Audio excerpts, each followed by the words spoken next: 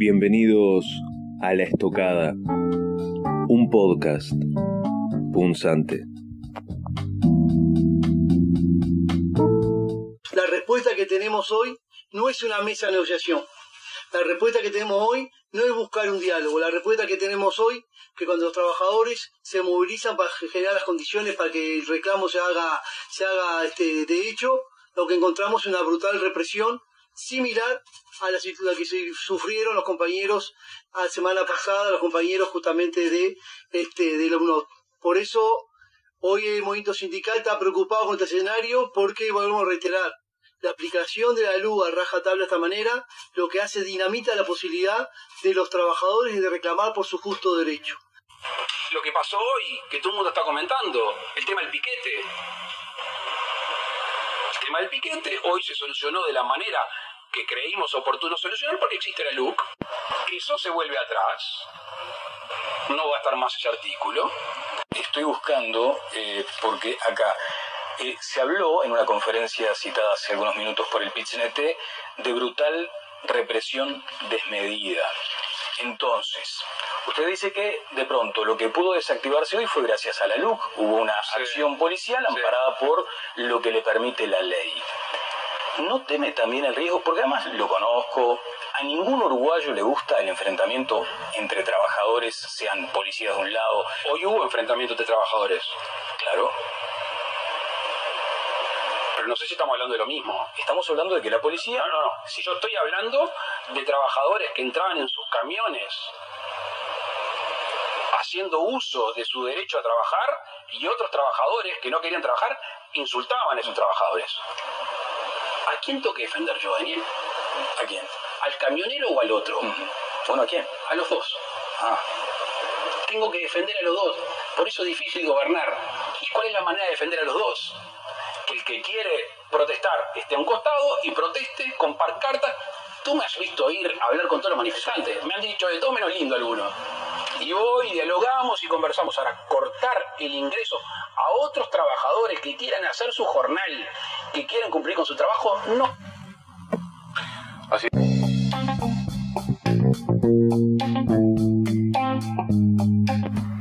Ayer al mediodía, efectivos de la Guardia Republicana detuvieron a integrantes del Sindicato Único del Transporte de Carga y Ramas Afines, el SUTCRA, que se manifestaban en el ingreso del puerto de Montevideo.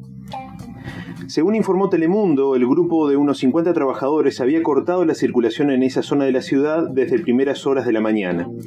Previamente, los oficiales habían advertido a los sindicalistas, con orden de desalojo en mano, sobre cómo procederían en caso de no permitir la circulación de camiones al área portuaria.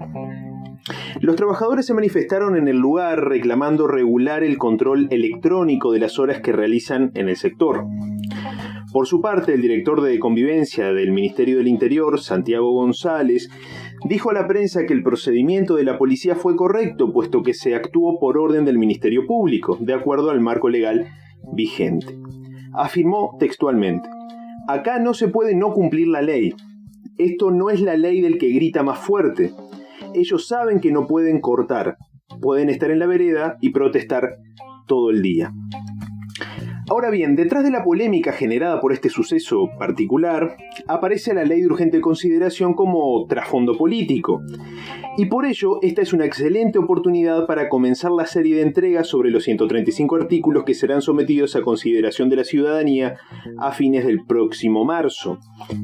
Y esta ley entra en escena porque algunos de los artículos que buscan derogar tanto el Frente Amplio como el PIT-CNT son los que habilitan al Ministerio del Interior a disponer las medidas pertinentes para preservar la libre circulación en espacios públicos o espacios privados de uso público. Veámoslos. El artículo 468 declara ilegítimos a los piquetes que impiden la libre circulación de personas, bienes o servicios en espacios públicos o privados de uso público.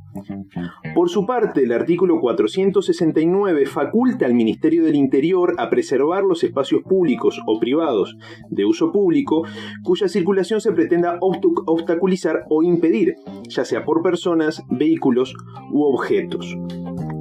El objetivo de estas medidas será garantizar el derecho a la libre circulación y el orden público. Para lograr dicho cometido, el inciso segundo de dicha disposición habilita al mencionado ministerio a requerir en forma directa el auxilio de otros organismos públicos, así como también coordinar, en tal caso, la actividad tendiente a dar cumplimiento a lo dispuesto en ese artículo. Por último, el artículo 470 determina que en caso de hechos con apariencia delictiva, las autoridades actuantes detendrán a los presuntos infractores e informarán de inmediato al Ministerio Público. Ahora bien, ¿cuáles son los argumentos que proponen los promotores del referéndum respecto a estos tres artículos? Si acudimos a la página resistencia.ui, podremos encontrar un análisis de los 135 artículos junto con las razones que alegan para su derogación. Respecto a los artículos 468, 469 y 470, encontramos un único comentario que es aplicable a las tres disposiciones, el que leeré a continuación. Textualmente, no solo se está vulnerando el derecho de los ciudadanos a manifestarse libremente, sino también su derecho a hacerlo en su calidad de trabajadores.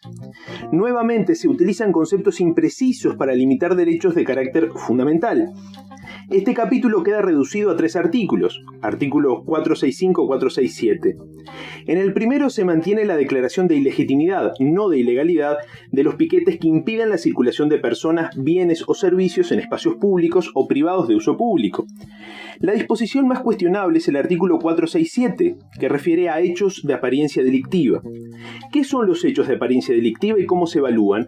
¿Quiénes? La policía, ya que tiene como consecuencia la detención de los presuntos infractores. Vayamos por partes. En primer lugar, la libertad de manifestación no es más que una forma particular de la libertad de reunión consagrada en el artículo 38 de nuestra Constitución. Dicha disposición establece lo siguiente: queda garantido el derecho de reunión pacífica y sin armas. El ejercicio de este derecho no podrá ser desconocido por ninguna autoridad de la República, sino en virtud de una ley, y solamente en cuanto se oponga a la salud, la seguridad y el orden público. Por ende, la libertad de reunirse y manifestarse no es ilimitada. Además, el artículo 10 de la Constitución establece que las acciones privadas de personas que ataquen el orden público o perjudiquen a terceros estarán dentro del ámbito de competencia de los magistrados. Por ende, nadie puede pretender que una conducta que violenta el orden público, y vaya si el cortar la circulación vial no lo violenta, y que a su vez afecta derechos e intereses legítimos de terceros, no sea reprimida por la fuerza pública. Ahora bien, no le asiste razón al presidente cuando sostiene que sin la LUC no se podría haber reprimido el piquete. Ello es falso por varias razones. En primer lugar, la Ley Orgánica Policial, la 19.315, establece que la policía tiene como misión proteger el libre ejercicio de los derechos y libertades y garantizar el orden y la seguridad interna. Particularmente, el literal F de su artículo 4 determina como uno de sus cometidos el garantizar el desarrollo de reuniones pacíficas y públicas, protegiendo los derechos de los terceros, cuando aquellas pierdan el carácter pacífico. La Ley 18.191 prevé a su vez que el tránsito y la seguridad vial constituyen una actividad de trascendencia e interés público. Por último, la Ley 18.315, es decir, la Ley de Procedimiento Policial, atribuye a la policía la posibilidad de reprimir cuando sea necesario, para garantizar los derechos individuales de todos los habitantes de la República. Por lo tanto, antes de la LUC, el Ejecutivo contaba con un marco legal suficiente para disolver este tipo de manifestaciones que violan derechos de terceros. Incluso ya existe un decreto, actualmente vigente, que establece exactamente lo mismo para las calles, carreteras y caminos. En efecto, el decreto 127 de 1999, en su artículo primero, determina que el Ministerio del Interior dispondrá las medidas pertinentes a los efectos de preservar el uso público de las calles, caminos o carreteras cuyo tránsito se pretenda obstaculizar o interrumpir por personas, vehículos u objetos de cualquier naturaleza. Su artículo segundo establece, a su vez, que la intervención de la autoridad policial a los efectos indicados en el artículo anterior se efectuará a fin de garantizar el derecho a la libre circulación, el orden público y la tranquilidad. Por último, su artículo tercero prescribe que el Ministerio del Interior deberá dar cuenta en forma inmediata a la justicia de la intervención referida en las disposiciones precedentes. Incluso el propio Frente Amplio, es decir, el mismo partido que hoy se indigna por lo sucedido, emitió un decreto con igual contenido de fecha 20 de marzo de 2017, aunque excluyendo de su ámbito de aplicación a los piquetes que estén relacionados con alguna medida de huelga. No obstante, el espíritu de esta última norma era exactamente el mismo que el de los artículos de la LUC que hoy pretenden derogar: garantizar el derecho a la libre circulación, el orden público y la tranquilidad. Por lo tanto, la única novedad que sí introducen estos artículos de la LUC es la posibilidad de disolver obstaculizaciones a la libre circulación en bienes privados de uso público. No obstante, esa novedad es relativa, puesto que se puede llegar a la misma solución aplicando el marco legal ya reseñado. Por otro lado, los defensores del referéndum no introducen en la ecuación dos variables. Por un lado, el derecho que tiene todo habitante de la República a circular libremente por los espacios públicos, y por otro, el derecho de propiedad privada que tiene el Estado sobre tales espacios. El derecho a la libre circulación por el territorio nacional está consagrado explícitamente en el artículo 13 de la Declaración Universal de Derechos Humanos y en el artículo 22 del Pacto de San José de Costa Rica.